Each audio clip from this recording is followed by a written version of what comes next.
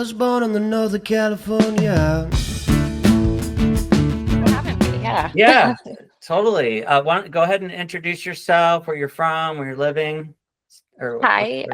Yeah, my name is Amber Smolik, and I am currently in the frozen tundra of Oklahoma City. We're having a winter storm, but originally from Texas, born and raised, and went to school in Connecticut, um, and back. Actually, just graduated from nursing school in Oklahoma City, and so yeah, that's where I'm at.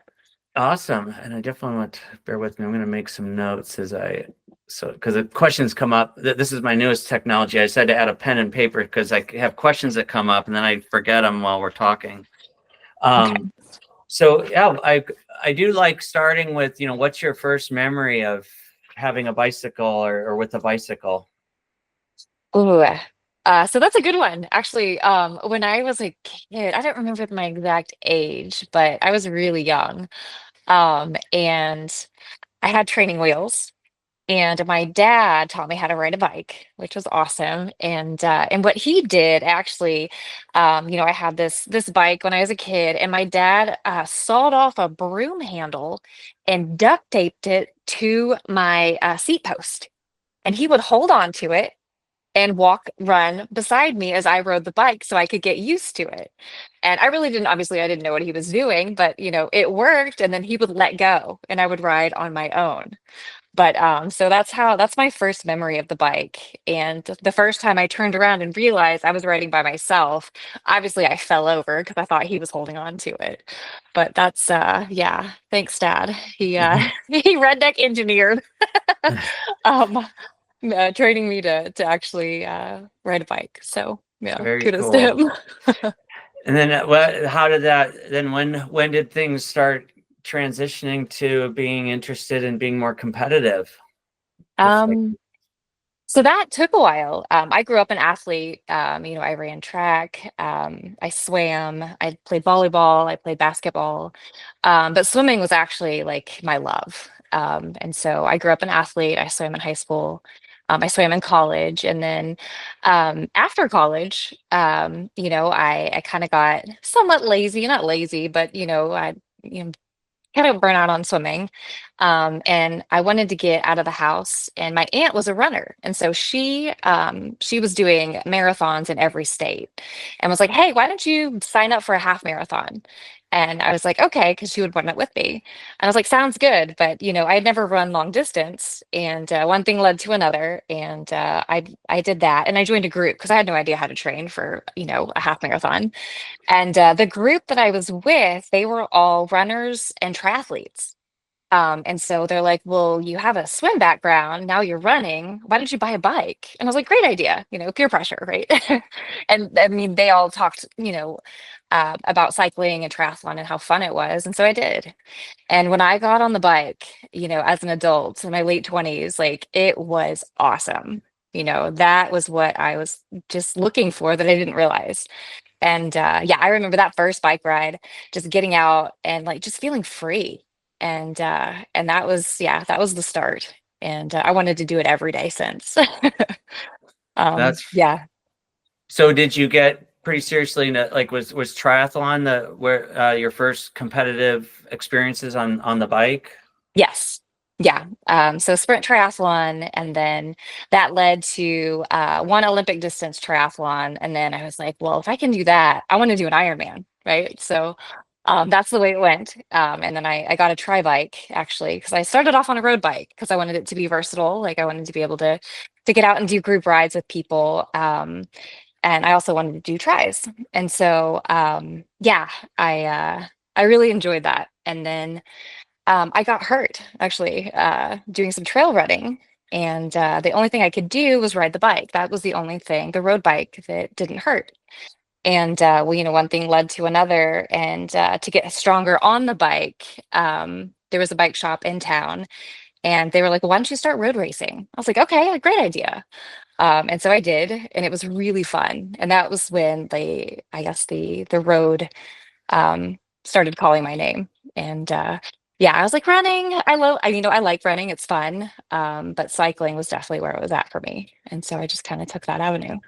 That's totally cool. So, and then, so what what I'm most familiar with is your accomplishments on Aquabike. Yes. So, why don't you talk about how did that come about?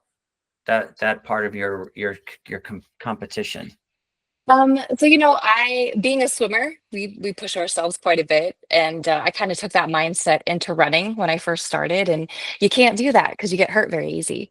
And so with injury, I could swim and I could cycle, and so that's kind of the avenue that I went with that. I also started racing, and one thing led to another with some nice results, and I got connected up with a cycling team, and I raced with Elevate and Roxo, and we were domestic pro.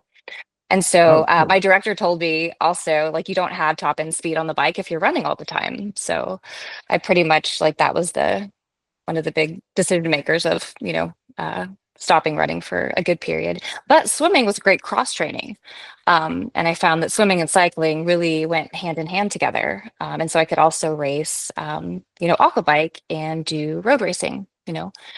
Um, So, how long have you been doing the Aquabike? Ooh, I think for about 5 years. Yeah, Okay. yeah, 5 years, 5, 6 years.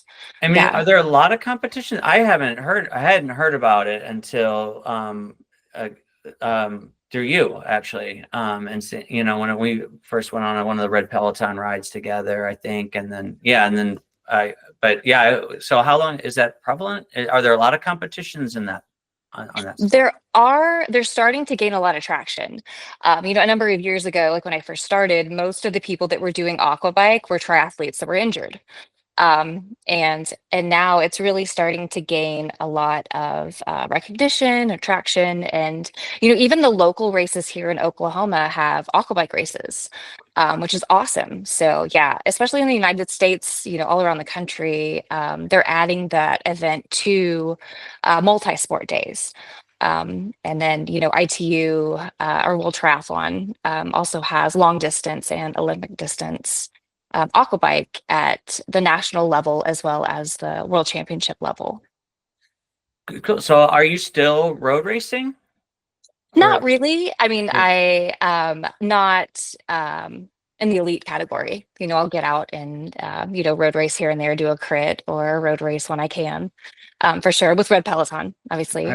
But not too much. And that's one of the reasons is school. I just graduated from nursing school. And so that, in and of itself took a lot of time. And so, yeah, racing kind of took the back burner for a while. talk about that. How did you balance? I mean, those are two really hard things to stay on top of. And how did you balance all of that? And how did you fit in your such intensive training? Indoors, actually. Riding inside, using Zwift especially. I've got my bike, multiple bikes set up on a direct drive trainer, and just the time efficiency helped tremendously. My training at times obviously was kind of haphazard. School was a priority. And so I would get on the bike when I could. And then, I would listen to notes, I would listen to lecture videos, I would do questions. But, if I really had to focus on school, I was pretty much just spinning on the bike, pretty easy, not doing any type of structure or, intense workouts. But just to stay fit, and to keep some hours under my belt. That's what I would do. And then when the time allowed, I had breaks and things in between. I would put in as much time as possible, both in the water and on the bike.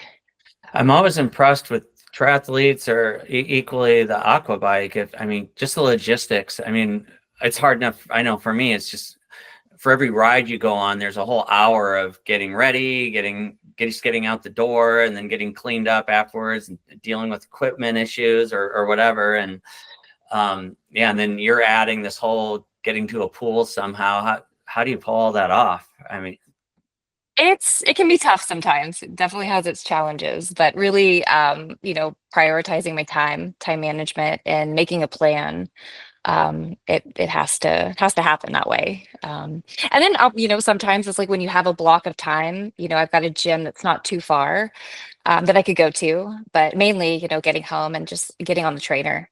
Um, that just made it a lot more efficient time wise for me. Yeah.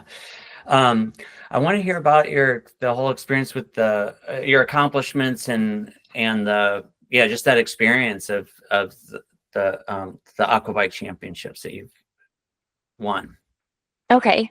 I've won multiple national titles as well as world titles, and throughout different disciplines, Olympic distance and long distance. Um, I'd say long distance is definitely my favorite. You know, I just like being out on the bike, and I love swimming long, especially in the ocean. But yeah, so my first national title was in Miami, and that was a 70.3 distance. So a 1.2 mile swim and a 56-mile bike. Um, and yeah, it was really exciting. You know, I went into it, didn't expect much of anything. I just wanted to get out and have fun. That's kind of the way that I look at a lot of racing. You know, if you're having fun, you're doing it right. And even though there's always pressure and we put pressure on ourselves, but keeping it light and keeping it fun has always worked well for me. Um, but at the world's level, I mean, that's a lot more exciting. You know, I've been to multiple countries. I've been to Denmark. I've been to Spain multiple times. I've been to Slovakia. Yeah, and so those are really, really exciting races. They're also attached to a festival, essentially. It's like a long distance triathlon festival where they have multiple events over the course of multiple days, and they're all world championship events. And so just to experience the caliber of athletes and, you know, everyone's excited and um, yeah, the feeling of accomplishment and being able to compete on the world stage is just it's phenomenal. Like it's so exciting and the energy, it just is motivating and you know, how can it not be, right? Like you're there with all of these people that are, you know, just like you. They're pushing themselves, you know, they love the sport and they're, you know, out there having fun and doing their best. So Yeah. My last interview, I was talking to Brian Larson, who just competed in the Paralympics in yeah. Paris, and we were just talking about that. Yeah, you've spent so much of your life, and it's coming down to this one event, and you're in this arena, you know, all this other surrounded by all this other activity and energy going on. How do you process that? How do you keep yourself, you know, mentally and just get yourself into that space to give your best in that moment? You know, for me, like it can go two ways. Like I can, you know, really kind of give myself anxiety and it's like, oh my gosh, you know, put a lot of pressure, or I can just embrace it. And I've learned, you know, throughout racing, it's like nerves are good, that excitement, that energy, a little bit of fear, that's healthy. You know, that's going to give me the drive and the motivation to do my best, right? I want that energy.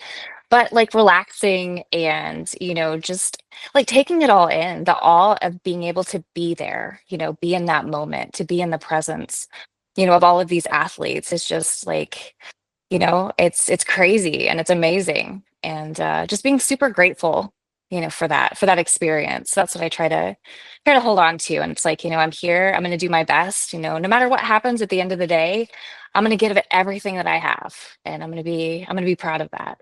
So that's kind of yeah. Yeah. I wanted to get your take on just kind of the women's aspect of bike racing. You know, I raced when I was younger, but then I've been coming back to this, you know, in the last couple of years. And so I'm kind of still new and understanding what's going on. But like, I know like at the local TNT crits, there's a real challenge in getting people, just, you know, often they can't even fill the podium.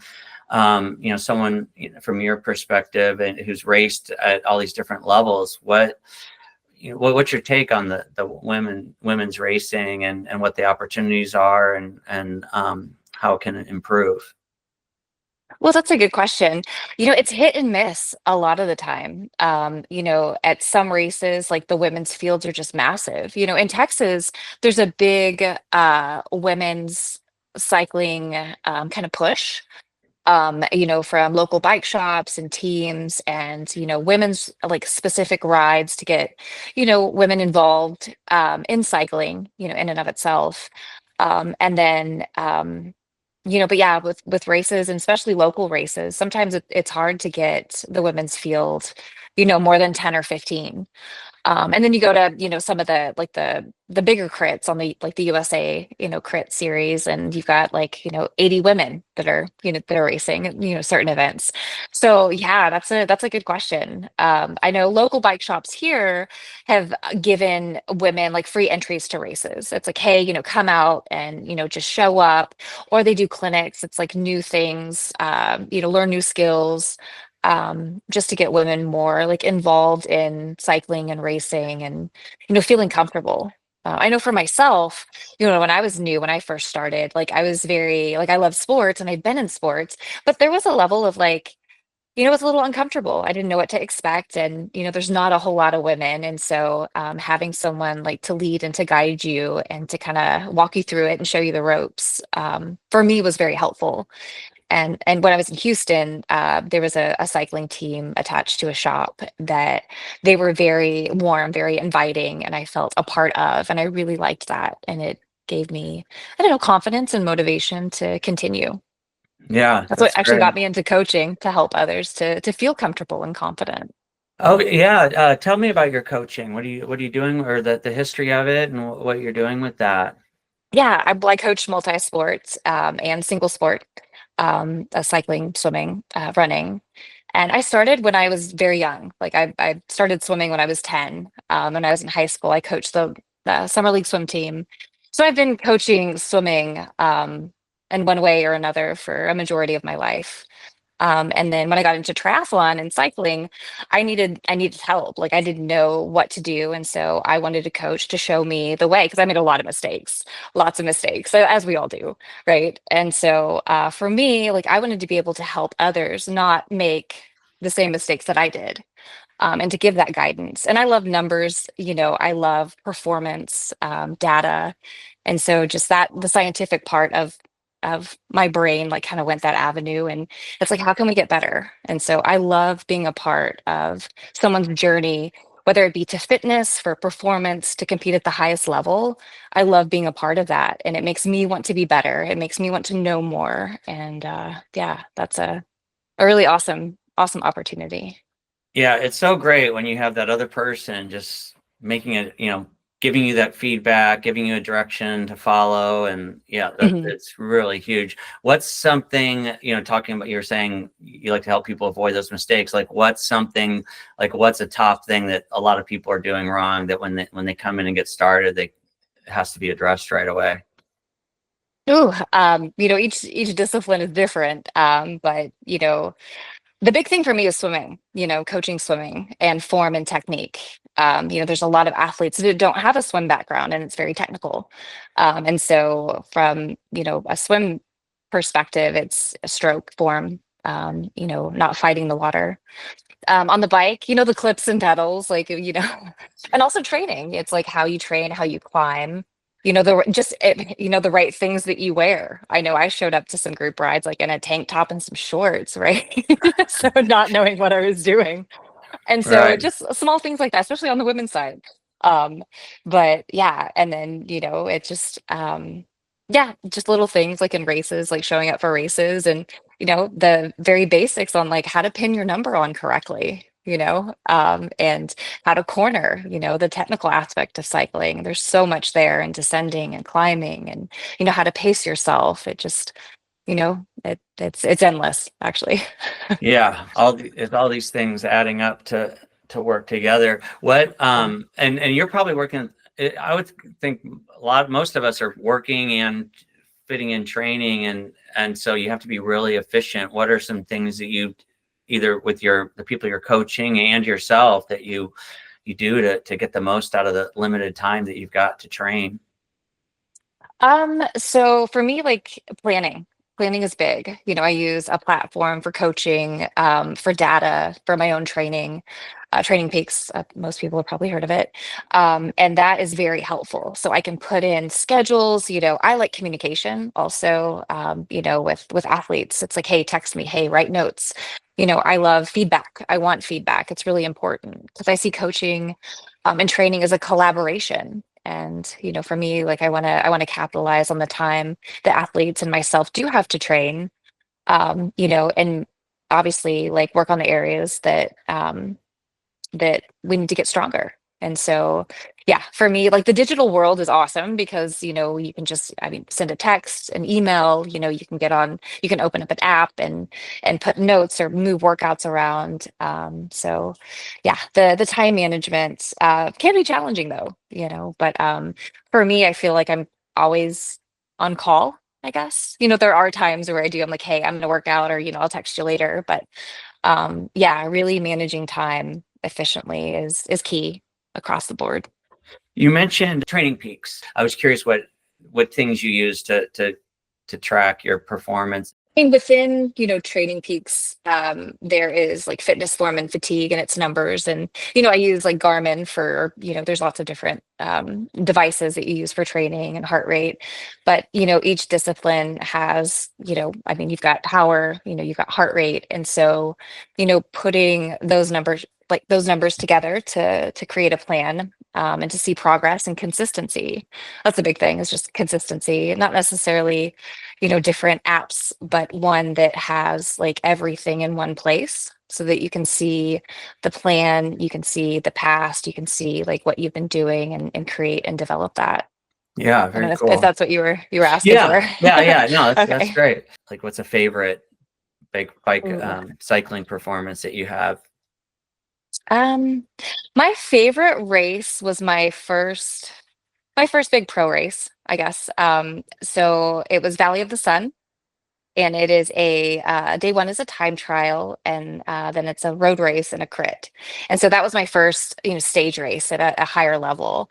And I was so nervous, but I had so much fun. Like I said, I was just grateful to be there. I had some friends there, and just to experience women's racing at that level. And there was 70 women in the field. It was huge. And so like it was just so exciting, and everyone was strong. And so that was so fun, like leading up to it. And I actually had a really good placement and a really good result. And so I kind of knew then and there at that time, it's like, okay, you know what? I think I can do this. Like, even though, obviously you want to and you love it so much. And then, you get that good feedback, and you get to race and stay with like some of the best women, in the country. And you're like, whoa, it was illuminating. Yeah. It was exciting. That's cool. What would you say to someone women in particular who are either into cycling, or maybe they have considered racing or not, to encourage them to try it? I find it when I've had conversations with women cyclists that I ride with, it just seems like when you mention racing, there's this uh, uh, fear of it, or reticence to try it, because mainly a fear, I would say, to even try it. And what would you say to women about why they should try racing? Just like because they're writing, it's fun. There is fear involved in it. It's scary doing something, especially if you've never done it before, the unknown. But there's also great victory and reward in that. You can push yourself, just like you do on rides. But there's other women that are there with you. It's only women, and you're pushing, yourselves together, and you're suffering. And it's just, I don't know. There's something, as you know, as a racer, there's just something very surreal about that, and exciting because we're all doing this together. There's that camaraderie, and we're suffering together. Um, but yeah, I would just say try it. What do you have to lose? If you're out on the bike, if you're training, if you're pushing yourself anyway, why don't you sign up for a race and see how it goes? And yeah. Yeah, that's great. That's great advice. So you finished you graduated from nursing school, right? Or did Yes, I did. Mhm. congratulations. That's a big Thank you. feat. So what's next for you? Actually, I start my nurse residency on Monday. Oh, on Monday, great. this coming Monday. Yes, at the hospital, and I'm really thrilled about it. I'm excited and nervous, and yeah, just again the same thing. Want to learn and grow, and care for my patients with excellence. And then what about on the competition and the athletic front? What's the current plan? Ooh, that's a good question. I It's kind of yet to be determined. I want to fall into, this new career pathway, and that's obviously, my priority. And my nurse residency in critical care in the ER is 3 months long, and so like that's going to be, my focus, as well as, just training and staying fit and building a really good foundation.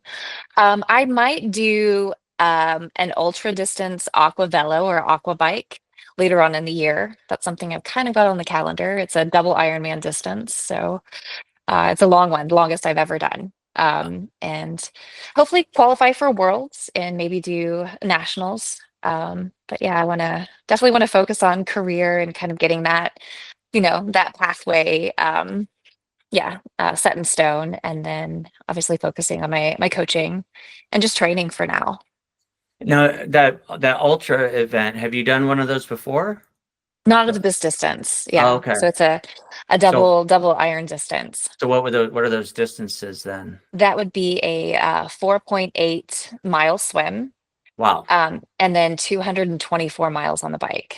Oh my gosh, that's So intense. yeah, so And we'll so see. what's the longest you've done?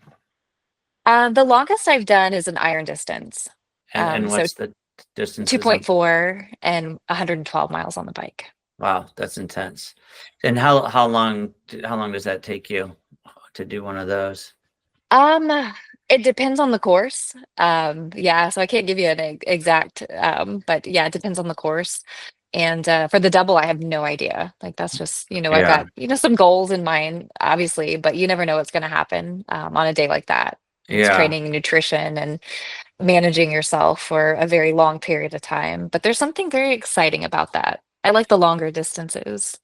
What do you like about that? Just There's just there's just something freeing and very, I don't know, surreal and almost like spiritual, in a way. Like when you're out, you're pushing yourself. It's just you and the bike, it's just you and the road, the open road ahead, and the views. And, I love going to California to train, and I get out there every chance I can get. And eventually I do plan on moving that direction.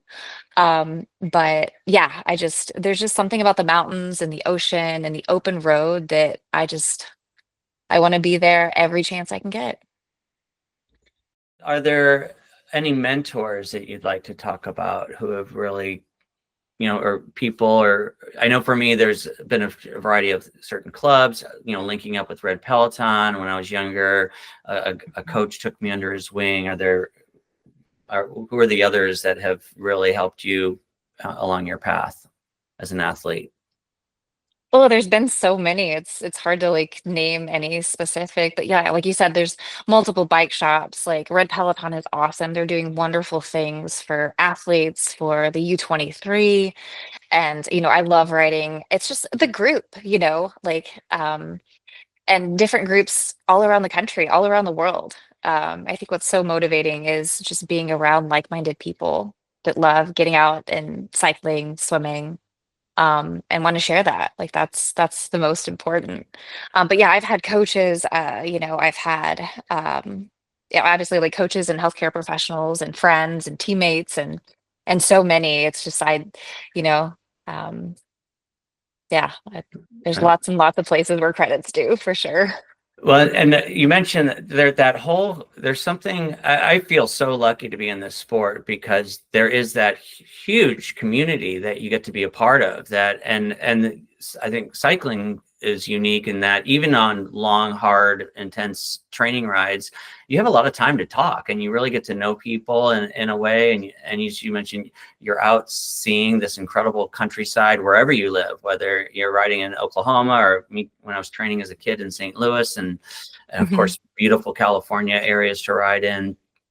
There's just that there's all those communities you just get to know people so quickly. It's really nice. Yeah, I agree. It was so funny to me because I go down to LA regularly, and I've made friends down in the Santa Clarita area where I ride regularly, and I love those night rider rides. These guys, they meet on Tuesday, Thursdays, and those rides, you head up into the hills and you see these beautiful sunset, and then you're riding in the dark. And it was so funny to be on I think it was on Strava. I saw a post, and I'm like, oh, she looks familiar. And then I realized you had been down there and Yeah. got to ride with those guys. That's great. And it's because of you. I knew I was going to be in that area for a couple of days, and I saw that you had posted, or I saw on Strava that you wrote, you wrote out there, and like you named the ride, and I was like, okay, I got to look up that group. But that's what's so cool about Strava, and like having friends and connecting with people, like you said, because it was like, oh well, what route? Because I wanted to see what route you did, and then I was like, oh, it's a group, and I was like, I'm gonna reach out to them and see if I can connect up with them and just show up for the ride, and they were so friendly.